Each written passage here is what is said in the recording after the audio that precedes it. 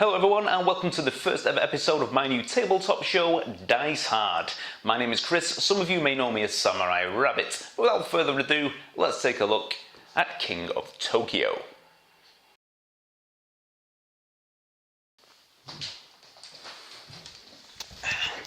King of Tokyo is a push-your-luck dice game. Now it's kind of like Yahtzee, except rather than rolling handfuls of dice for no reason, in King of Tokyo you roll a handful of dice, picture your giant kaiju fighting over control of Tokyo.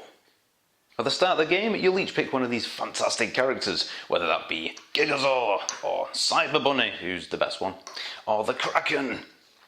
Your choice is purely cosmetic, so you don't have to worry about which monster is better at certain things than others. You can just pick who you think is the coolest. Now you can win a game of King of Tokyo in two ways. You can either be the first monster to achieve 20 points, or you can just murder all your friends and be the last beast standing. Now you'll keep track of how you're doing on these cool little player boards. Now you'll notice, the first thing you'll notice is that the artwork is absolutely gorgeous. And the second thing you'll notice if we look at Cyber Bunny is that it's a giant robot mech piloted by an actual rabbit. In case you're in any doubt whether Cyber Bunny was the best one or not. Now what you do is, as you score points, you'll rotate your little dial until you get to 20. And that means you've won.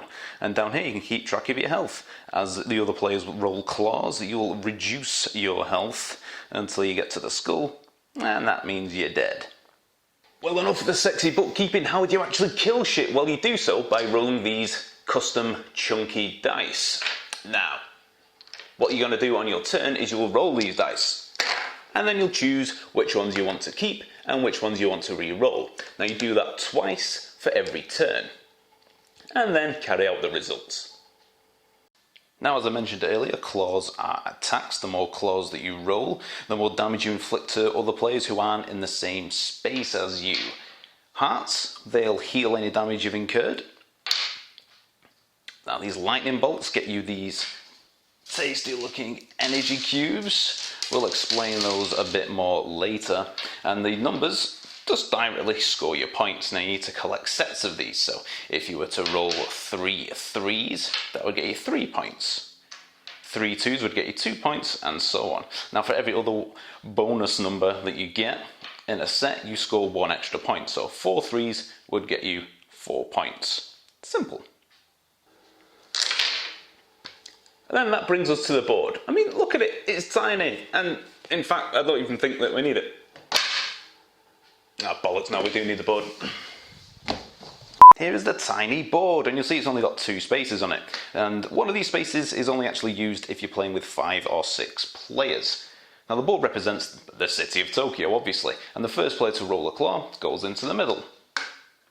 And if you can just make that on the bottom left-hand corner, entering Tokyo scores you a point. If you start your turn in Tokyo, you get an extra 2 points. So you really want to be in the middle, don't you? As a bonus, if you roll any claws whilst you're in the centre of Tokyo, you attack everybody outside. That sounds great, doesn't it?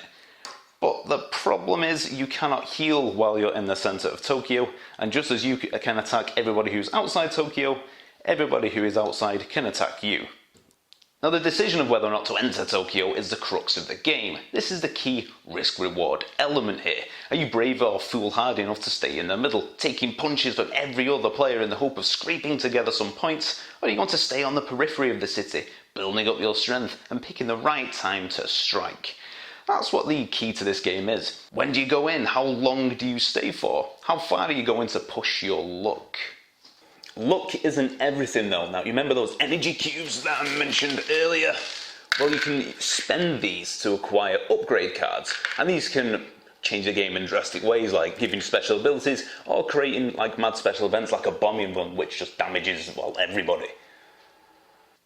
These upgrades are really cool. Look, you can get poison spit to poison your friends. We're only making it stronger, lets you convert damage into energy. And they've got extra head, which lets you roll more dice. I mean, who doesn't want shitloads of heads? And these cards add dollops of flavour and strategy and replayability on top of this simple push-your-luck dice mechanic that the game's built around. I mean, it's a hell of a lot of fun. And there we have it. King of Tokyo is a great game, whether you're looking at just getting into tabletop... bollocks. And there we have it. King of Tokyo is a great game, whether you're looking at just getting into tabletop gaming yourself, bringing somebody into the hobby, or if you've got like a regular gaming group and you just want something nice and light and fun and quick to play at the start of a games night. There really is no excuse for not owning King of Tokyo. It gets the first ever Dice Hard seal of approval.